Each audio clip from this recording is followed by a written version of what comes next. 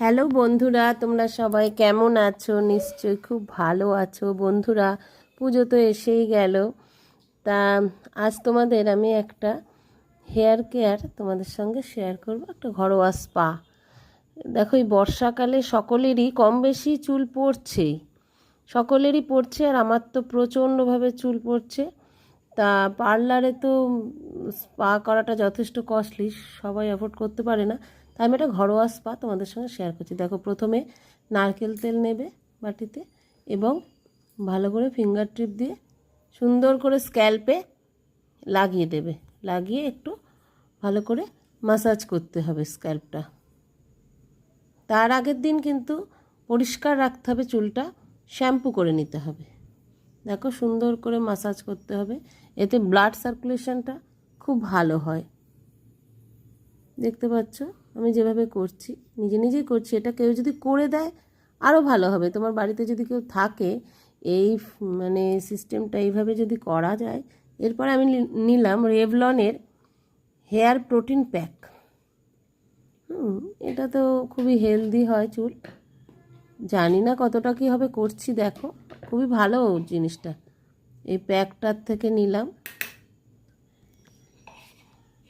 দেখতে পাচ্ছ বন্ধুরা, এই হেয়ার প্যাকটা থেকে নিলাম।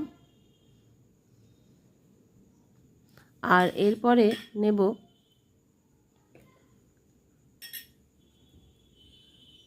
মামা আর্থের অনিয়ন কন্ডিশনার। দেখতে পাচ্ছ, মামা আর্থের অনিয়ন কন্ডিশনার।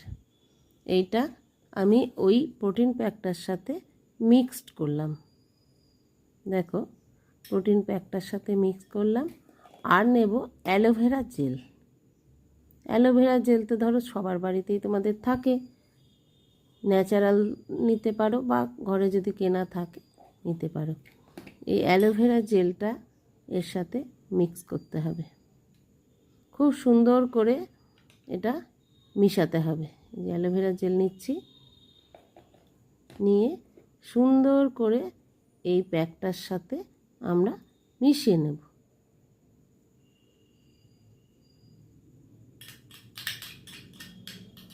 এবার মিশিয়ে নিয়ে এটাকে আমি মাথা সারা স্ক্যাল্পে সুন্দর করে ম্যাসাজ করব।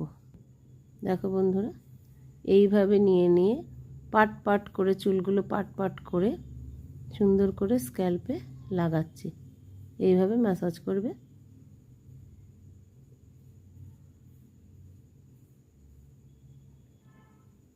প্রত্যেকটা চুলের গোড়ায় গোড়ায় যেন এটা পায়। এবার সুন্দর করে ফিঙ্গার টিপ দিয়ে ম্যাসাজ করবে।